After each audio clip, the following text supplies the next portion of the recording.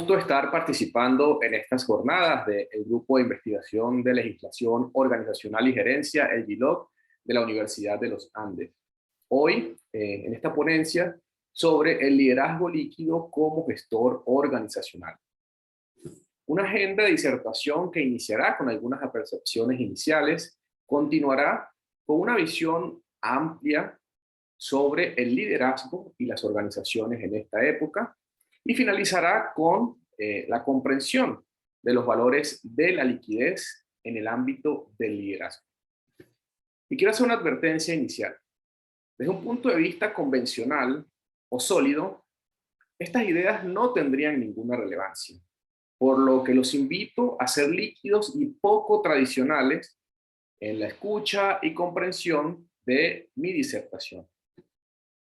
Hay algo muy particular cuando queremos introducir aspectos como la liquidez, como lo variable, como lo voluble, y es cómo vemos las cosas, cómo las observamos. Esta es una imagen para hacer esta referencia, para hacer esta reflexión. Seguramente ya todos y todas hemos visto en alguna oportunidad esta imagen. Seguramente sabemos cuáles son las dos posibilidades de observación en esta imagen, o quizás no. Podemos estar observando a una mujer joven, de nariz fina, que está mirando o que tiene la cara con perspectiva hacia un lado, hacia atrás, tiene un lazo de pluma en su cabeza y usa un traje muy lujoso. O también podemos estar observando a una mujer un poco más vieja, pudiésemos decir que ya una abuelita, una señora, de una nariz grande, que tiene una cobertura en su cabello para protegerse del frío o de la noche. Y son dos posibilidades en una misma imagen. Y esto lo comparto con ustedes para hacer la siguiente reflexión. Y es que según vemos, pensamos y actuamos. Según tenemos nuestras concepciones, nuestras ideas, nuestros arraigos, nuestras maneras de ver las cosas, de ver la vida, vamos a emitir opiniones, vamos a emitir actuaciones. Por eso mi invitación desde este momento es que tratemos, que hagamos el ejercicio de salirnos de nuestro cerebro, de salirnos de nuestra cabeza para tener posibilidades de observar, de evaluar y de reflexionar desde otro estadio de conciencia. Y sería muy bueno saber en dónde estamos ahora mismo. Y ahora mismo estamos en medio de esta llama, una llama con la que a mí me gusta representar la crisis. La crisis que en esta época nos rebasa, nos amenaza, nos hace en muchas ocasiones tomar malas decisiones o decisiones inesperadas, pero que ha existido siempre. La crisis es un hecho o es un fenómeno social, organizacional, que nuestra humanidad ha estado acostumbrado a enfrentar y a solventar desde que existe, desde que somos raza, desde que podemos organizarnos y crear cualquier tipo de iniciativas sociales u organizacionales. La crisis en esta época además representa, según algunas personas, oportunidades para crear, para innovar a partir de la observación, nuevos procesos, nuevas maneras de hacer las cosas, nuevas reflexiones o conceptos sobre algún tema en particular. Pero además hay un concepto sobre la crisis que en lo particular me llama muchísimo la atención, a pesar de que no coincida en lo ideológico con su autor, con Antonio Gramsci. Gramsci definía la crisis como ese momento en el tiempo en donde lo que está por morir no termina de morir y lo que está por nacer no termina de nacer. Entonces es donde existe ese cuestionamiento en las cosas que hemos concebido, las cosas que damos por cierta y las cosas que estamos empezando a reflexionar desde un punto de vista particular. Para esta crisis, que es una llama pequeña, controlable, sencilla, también se ve afectada y potenciada por los efectos de la revolución 4.0, por los efectos de la industria 5.0. La revolución 4.0 que representa la incorporación de la tecnología tal como la conocemos hoy, del Internet, de las plataformas digitales que conocemos como redes sociales, de la posibilidad que tienen hoy los seres humanos de administrar, gerenciar y controlar la generación de conocimiento, o más avanzado aún, la industria 5.0, que es la industria que hoy trabaja en asuntos como inteligencia artificial, machine learning, Internet de las cosas, y que básicamente le está cediendo progresivamente esta posibilidad de generar y gestionar conocimiento a las máquinas, a la tecnología. Entonces, ¿qué pasa con la crisis cuando la crisis y la tecnología se unen? Pues la crisis, esa llama pequeña que estábamos observando, se puede multiplicar, se puede agravar o se puede convertir en una llama que está consumiendo la pradera. Un ejemplo muy práctico sobre esto es lo que sucede en redes sociales como Twitter con fenómenos sociopolíticos. Observamos que en Twitter, en países como el nuestro, que tienen una alta carga política de polarización y de confrontación, o en países incluso donde la polarización política no es tan marcada, observamos que día tras día se observan tendencias que podrían suponer crisis a nivel comunicacional, a nivel de ejercicio del gobierno, que en otra época del mundo parecerían que son crisis que le van a poner fin a esa gestión, a ese liderazgo, a ese gobierno. Pero en esta época del mundo, la crisis existe, se acelera por la misma tecnología, pero tiene un tiempo de vida finito por la misma tecnología, que se encarga de visibilizar, de darle fuerza a esa crisis, pero también de enterrarla para que pueda surgir una nueva crisis. Básicamente estamos viviendo, producto del encuentro o de la unión entre la tecnología y la crisis, en creaciones de crisis tras crisis tras crisis.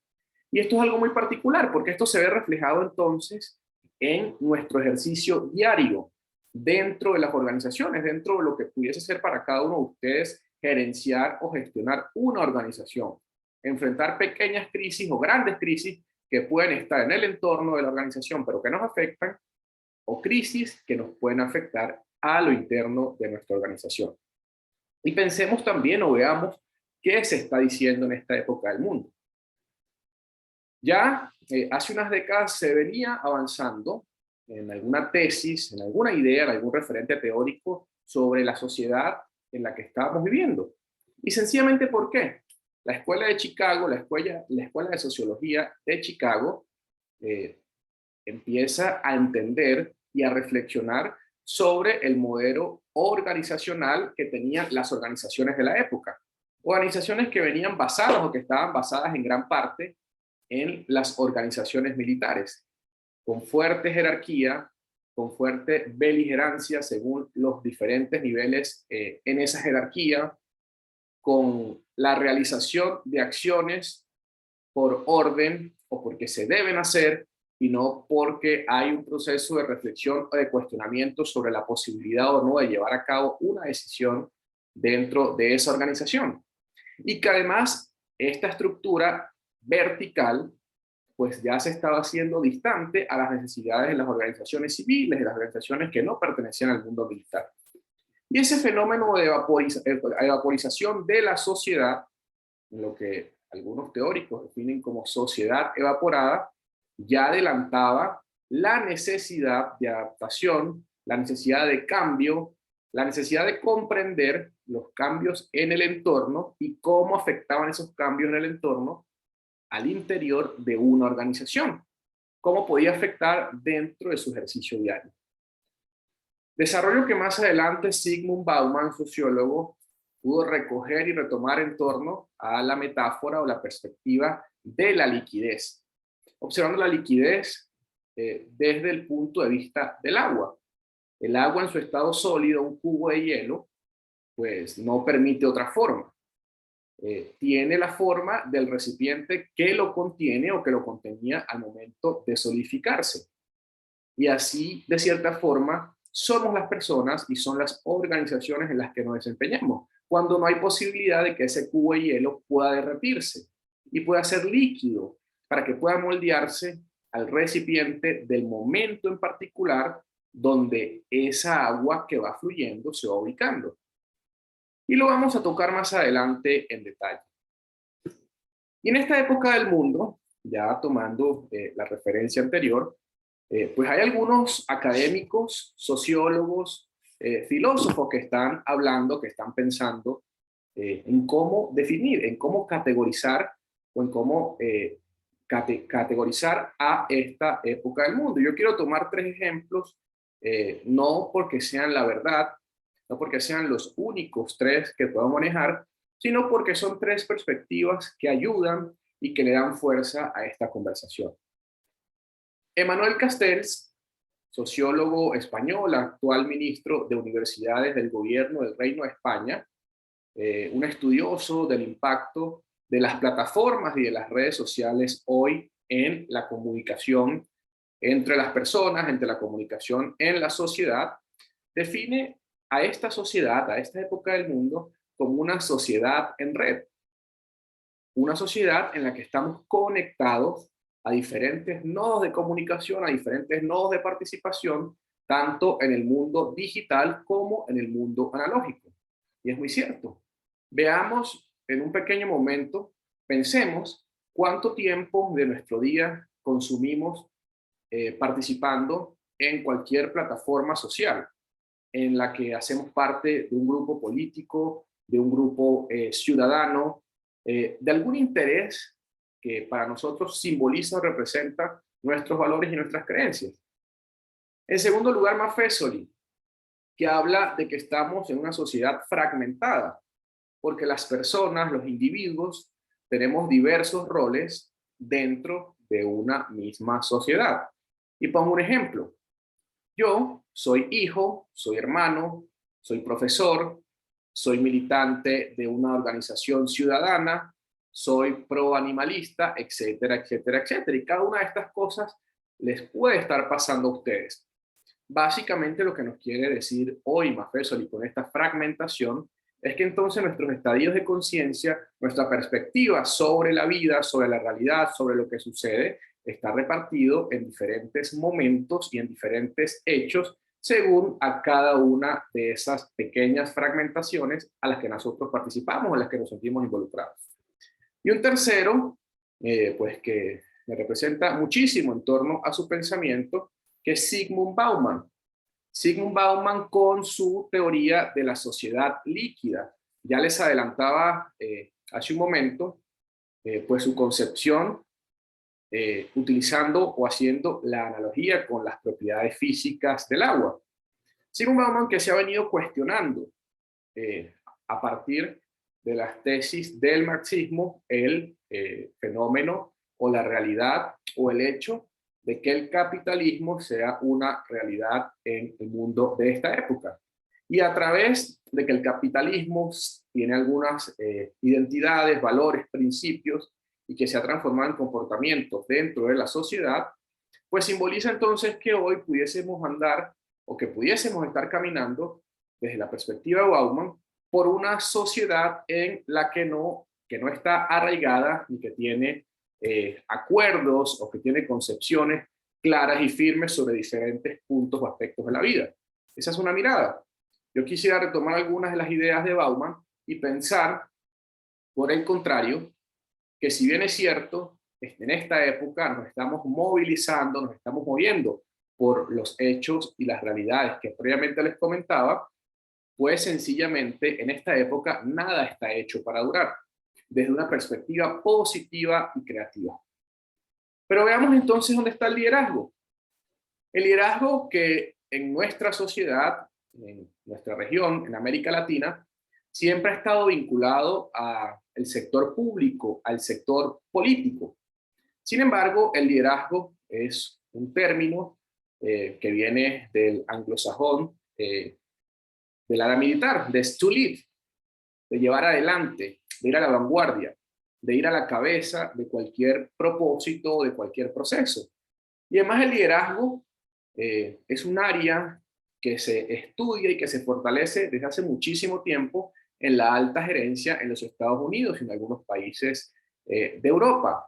¿Por qué? Porque se considera, y así se está estudiando en estos momentos del mundo, que si bien puede existir un tipo de liderazgo transaccional que cada vez pierde más vigencia en el mundo, es decir, te entrego algo para que tú me entregues algo, te entrego algo para yo tener para que tú puedas cumplir las órdenes o las solicitudes que yo pueda hacer hacia ti. Básicamente te entrego algo para obtener tu lealtad. Desde un punto de vista transaccional, ese era el liderazgo que nosotros conseguimos en organizaciones tradicionales. Pero el liderazgo de hoy no es ni por esto cercano a una transacción, a entregar para ganar lealtad. Por el contrario, el liderazgo de hoy está más involucrado con el ejercicio diario y el manejo diario de emociones, de realidades, de capacidades, de habilidades y de soft skills. Hay algunos conceptos de liderazgo que pudiésemos revisar desde tres perspectivas diferentes. Guzmán José y Jiménez Leopoldo nos dicen que el liderazgo es un proceso estrictamente humano e irrenunciable, que no implica una postura, sino un compromiso, una responsabilidad o una obligación. Una definición bastante transaccional. Chiavenato nos dice que el liderazgo se entiende como la capacidad de tomar la iniciativa, gestionar, convocar, promover, incentivar, motivar y evaluar a un grupo o equipo de trabajo. Una perspectiva muchísimo más constructiva y de esta época. O la definición de Richard Duff, que dice que el liderazgo implica que haya una persona que pueda influir y motivar a los demás. De ahí que en los estudios sobre el liderazgo se haga énfasis en la capacidad de persuasión e influencia. Y seguramente cuando pensamos en liderazgo, cuando pensamos en capacidad para liderar, estamos imaginando a la persona que es capaz, por cualquier forma, usando cualquier herramienta, de incidir positivamente en su equipo de trabajo o en su organización para que puedan lograr algunas cosas en particular. Cumplir con las metas dentro de una organización, lograr que los procesos y que los productos o servicios que se prestan en esa organización estén en el momento que tienen que estar y con la calidad que tienen que estar. Pero también pasa algo en las organizaciones. A mí me gusta representar las organizaciones con estas mallas, ¿no? Y quiero mostrarles tres. Las organizaciones tradicionales, que son muy de lo jerárquico, de lo militar, y son las que están más relacionadas a este origen militar que ya les comentaba de las organizaciones. Organizaciones que si las observamos como ejes y puntos de incidencia, pues sí, está distribuida esa organización según responsabilidades, según momentos, según tareas por cumplir, pero que tiene un nodo central que se encarga o que solicita que por allí se administre o pase toda la información que dentro de esa organización está existiendo o está surgiendo. Una organización centralizada básicamente. Las organizaciones modernas, como lo observan, tienen ya más nodos para que se tomen las decisiones y nodos donde se gestionan procesos particulares dentro de esa organización. Sería una organización ya descentralizada y desconcentrada, que conocemos muchas de este tipo. Organizaciones donde las tareas están repartidas según departamentos, según gerencias que están cumpliendo o que están empujando o trabajando por el propósito macro de la organización, pero que dentro de esa misma organización están atomizadas para cumplir solo esos procesos. Y una malla descentralizada en su totalidad, que es la malla del blockchain, pero también es la malla de lo que representa una organización líquida, una organización donde el todo hace parte del todo, donde cada uno de los puntos que ustedes observan dentro de esta malla que se va tejiendo tiene posibilidad, capacidad de decidir, de trabajar, de proveer o de promover un proceso o una tarea que pueda ser bastante positiva o que pueda ser de mejora dentro de esta organización. Son organizaciones netamente horizontales que, si bien es cierto, no pierden su jerarquía, no pierden su organización y su estructura natural, le entregan una mayor capacidad, una mayor posibilidad a los actores organizacionales, a los individuos, de incidir en los cambios reales de esa organización. Y lo observamos, un ejemplo concreto de esto son las grandes tecnológicas. Empresas como Facebook, como Google, como Apple, como Amazon, trabajan bajo este concepto para permitirle a cualquier trabajador que, a partir de la observación que hace a diario dentro del proceso organizacional, pues pueda crear o pueda innovar sobre lo que está observando. Qué difícil sería si una persona que está en un octavo nivel o en 8 niveles de distancia con la persona que toma las decisiones no pueda comunicarse para poder transmitirle su visión particular de algo que está observando. Estas grandes tecnológicas están empezando a introducir este tipo de funcionamiento. Y el liderazgo entonces de esta época, liderazgo líquido como lo hemos querido llamar, pues también tiene la necesidad de poner el ojo, de poner el punto de observación desde un punto muchísimo más particular, no solamente a través de la transacción, a través del cumplimiento o a través de la obligación que representa para cualquier individuo hoy cumplir una tarea dentro de una organización, sino que nosotros hemos querido tomar algunas ideas previamente construidas por algunos teóricos sobre la psiquis, sobre la trascendencia, que son valores importantes dentro de esta construcción, de este esboce de lo que pudiese ser una perspectiva líquida del liderazgo. A partir de Martin Heidegger, con su principio del ser auténtico, a partir de Carl Jung, con el comportamiento, con su definición, el comportamiento arquetípico de las personas, y con el esbozo sobre el cuarto camino de Georges Gurdjieff, hemos querido introducir algunos de estos aspectos en lo que es nuestra idea macro del liderazgo. Además, es muy importante poder conocer que para nosotros poder llegar o para nosotros poder inferir que debíamos acercarnos a estas ideas, partimos de una serie de investigaciones y entrevistas con actores organizacionales de altísimo valor, donde logramos tener una conversación en dos vías, una conversación organizacional desde su responsabilidad jerárquica dentro de esa organización, pero una conversación también desde un punto de vista más natural, más humana, más desentendida y desapegada de sus obligaciones. Y además pensando que dentro de nuestro proceso de reflexión, la polarización de la sociedad nos reduce, nos niega a nosotros mismos como individuos y nos conduce a ser parte de una masa que poco a poco nos anula la conciencia, la crítica y la razón. En medio de la polarización somos capaces de negar los hechos más reales y de complacer lo inaceptable. Nos vamos volviendo miopes, fieles a discursos, a ideas que nos están vendiendo o que están promoviendo dentro de nuestro entorno organizacional. Interpretando entonces a Heidegger, a Gurdjieff, a Freud, a Jung, podemos soportar nuestro constructo desde el pensamiento y dar respuesta a la despersonificación del liderazgo, producto de tantos factores y tantos valores que ya hemos venido conversando.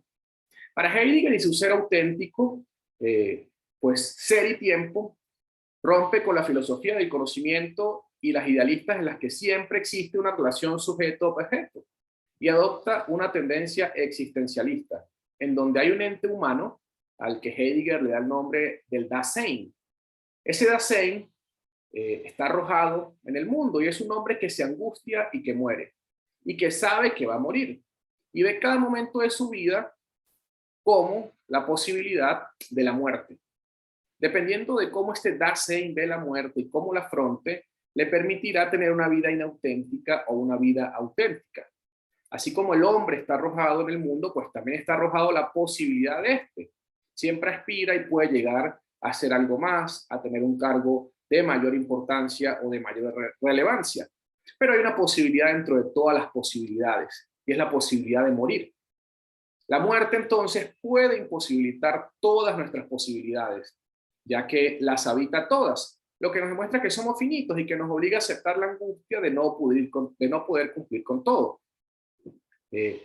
Administrar o manejar esta posibilidad sobre todas las posibilidades le entrega una capacidad al líder de poder colocar su observación y su proceso de reflexión en puntos o en momentos que otra persona no pudiese estar preparado para cubrir. Gurdjieff, por su parte, introdujo las ideas poderosas del cuarto camino, a quienes buscan la verdad sobre la existencia del hombre sobre la tierra. Como dijo Gurdjieff, citándolo, no te das cuenta de tu situación, estás en una prisión. Lo único que puedes desear si eres un hombre sensato es escapar. Pero ¿cómo hacerlo? Nadie puede escapar de una prisión sin la ayuda de quienes han escapado antes. una organización es necesaria. Y esto es lo que lleva a Gurdjieff a la creación del Cuarto Camino como una escuela filosófica, que no requiere que una persona abandone sus condiciones normales de vida. De hecho, esas condiciones son ideales para la observación de sí mismo, para que el proceso de reflexión pueda avanzar. Gurdjieff decía incluso que la vida real, cuando la vivimos, y los espejismos, fantasías o ilusiones que genera una personalidad condicionada, que reacciona con automatismos en vez de ser vivida desde su propio yo libre, como él lo mencionaba. La vida real solo cuando yo soy, cuando existimos, cuando comprendemos nuestra realidad y nuestro entorno. El punto central de toda su enseñanza y lo que nos motiva a poder tomar sus ideas en esta conversación es que en raras ocasiones estamos presentes cuando pensamos, hacemos o sentimos. De allí que lo llamaran el guerrero contra el sueño, porque su percepción sobre nuestra realidad es que básicamente estamos dormidos tratando de cumplir con las tareas que el mundo nos propone, sin poder lograr o sin poder alcanzar las tareas que de verdad son necesarias y que debemos alcanzar. Y Jung es mucho más conocido por todos con sus teorías sobre el inconsciente colectivo y el comportamiento arquetípico que tenemos los seres humanos. Y es la formulación más madura de Jung, en donde entiende a los arquetipos como dinamismos de organización actuando en la psiquis. No se trata de que tengamos ciertas ideas innatas o ciertas imágenes innatas, sino que debido a nuestra constitución humana, debido a nuestra naturaleza, somos la manifestación de dinamismos de nuestra organización en la naturaleza. Y esos dinamismos de organización actúan en distintos planos. Actúan organizando la materia y en ese sentido organizan también nuestra fisiología, nuestro cuerpo, nuestro funcionamiento orgánico, y también actúan en el plano psicológico, donde hace especial énfasis el psicólogo Jung. Actúan organizando cierto tipo de configuraciones de ideas y de imágenes que son constitutivas de nuestra naturaleza. Ahora bien, estas ideas, en su justa medida, deben ser entendidas y deben ser parte de la formación de un líder. Pues un líder líquido debería tener nociones de estas ideas para contribuir a la educación emocional de su organización y además permitiría entender mejor ciertas conductas desafiantes y rebeldes para permitirlas hasta cierto límite. Pues de cierta forma es una activación de un arquetipo de héroe que aparece en los momentos de crecimiento y que es necesario para desapegarse y enfrentar los desafíos y los riesgos que tiene la vida. Ese liderazgo líquido como tal es un liderazgo de la posmodernidad, que se adapta constantemente a los entornos. La liquidez en el ámbito del liderazgo implica que ya no se encuentra fijo a la persona, sino que es móvil y se adapta a las formas que se requieren al interior de un equipo u organización, reemplazando la vigilancia y el control por la seducción y la motivación. El liderazgo líquido comprende que está en un mundo líquido sin aspectos fijos, que se moviliza y se adapta de manera constante a los cambios en el recipiente de la posmodernidad que lo contiene, generando entonces la autopoiesis necesaria para la subsistencia, en las que las personas y las organizaciones que la contienen son capaces de moverse al compás de los cambios en el entorno, en una lógica adaptativa en donde los límites cada vez son más difusos dentro del sistema. Y el liderazgo líquido, como gestor organizacional, se hace consciente de sus talentos y los desarrolla. Los entrena y comprende que puede rehacerlos en base a la variación del entorno o al surgimiento de nuevas necesidades personales u organizacionales, sin renunciar a lo que es, sin renunciar a lo que esa persona pueda construir y pueda conseguir de sí misma. Esos talentos entonces valoran que el todo es más que la suma de las partes, comprende la dimensión humana y entiende que somos en tanto y cuanto pasa el tiempo.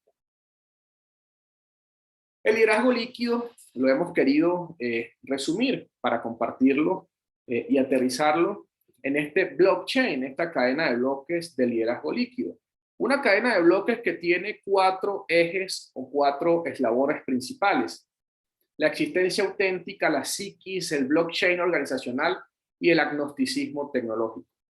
El blockchain organizacional porque el líder líquido, porque el liderazgo líquido debe tener la perspectiva de observar y de trabajar para que su organización cada vez sea más descentralizada, para que su organización sea adaptativa y comprenda los cambios en el entorno y cómo esos cambios inciden en su interior. Y que además que comprenda que cada organización y por ende cada actor de esa organización tiene una esencia que debe ser respetada y cultivada. La segunda cadena principal, segundo bloque principal de esta cadena es el agnosticismo tecnológico, porque gracias a la evolución de las tecnologías, pues muchísimas veces tomamos decisiones a priori.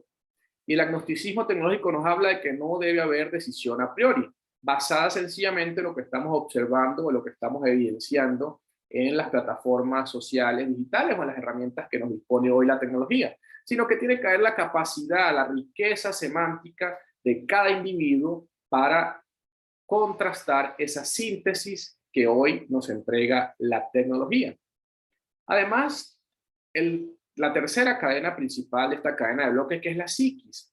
El liderazgo líquido, el líder líquido, valora la existencia y comprende que somos evolución. Comprende que tenemos diversos estados de conciencia que nos permiten tener movilidad dentro de nuestro accionar y dentro de nuestro comportamiento. Y finalmente, el liderazgo líquido comprende la existencia inauténtica. Comprende que hay cuestionamientos y que deben existir cuestionamientos para que un proceso, para que una organización, para que un individuo pueda mejorar y pueda trabajar sobre su realidad para cada vez ser mejor y más óptimo. Entiende además que somos lo que hacemos, que somos hechos, que somos realidades, que somos incidencias según nuestras acciones y según esas acciones van incidiendo en las demás personas o en los demás actores de nuestra organización. Esa existencia que nos permite valorar y contrastar lo formal versus lo real, lo que debo hacer versus lo que puedo hacer, lo que quisiera hacer versus lo que mis capacidades, mis habilidades, mi entorno o mi equipo me permiten construir. Y finalmente, esa existencia auténtica que nos lleva a un punto maravilloso y que para mí es un punto central dentro de este constructo del liderazgo líquido, y es servir sin cuestionar. Servir a la organización, al individuo, al entorno, sin cuestionar, sin esperar un movimiento como consecuencia de ese servicio, sino que sencillamente tiene claridad en que dentro de su existencia auténtica, en que dentro de la posibilidad de la muerte, dentro de todas las posibilidades, qué mejor respuesta y qué mejor acción que el servicio sin cuestionamiento. Estas son entonces algunas ideas centrales, muy someras sobre este acercamiento hacia el liderazgo como un gestor organizacional desde una perspectiva líquida, que los invito a que puedan observar, a que puedan cuestionar y a que lo podamos seguir conversando más adelante a través de nuestras plataformas sociales, de las plataformas sociales del GILOC, del Grupo de Investigación en Legislación Organizacional y Gerencia. Además, los invito a que puedan seguir acompañando este tipo de iniciativas que se llevan dentro de este grupo de investigación que busca promover y dar espacios a quienes están construyendo y a quienes están generando ideas sobre el desempeño y el desarrollo de las organizaciones en esta época. Muchísimas gracias y espero que pueda ser de su provecho esta participación.